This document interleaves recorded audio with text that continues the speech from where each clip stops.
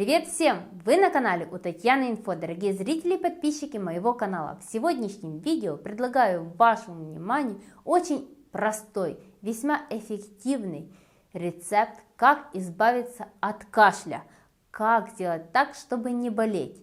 Это первое. А если вы вдруг заболели, вы обязательно выздоровеете сразу же.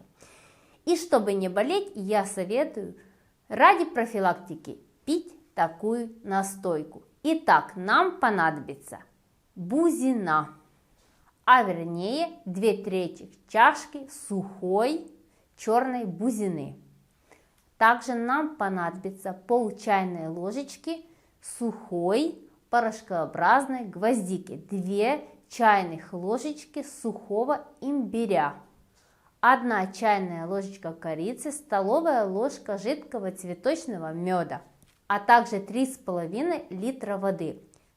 Воду ставим на огонь, доводим до кипения и отправляем в воду все ингредиенты, вышеперечисленные, кроме меда. Варим на медленном огне 40 минут. Проходит 40 минут, выключаем огонь и пускай данный отвар остывает до комнатной температуры. Потом в конце, когда отвар остыл, добавляем мед. Смешиваем, все готово. Принимаем по 3 столовых ложки 3 раза в день до еды. Это вкусно, это полезно. Знали ли вы, что в бузине находится много витамина А, В, С, Е?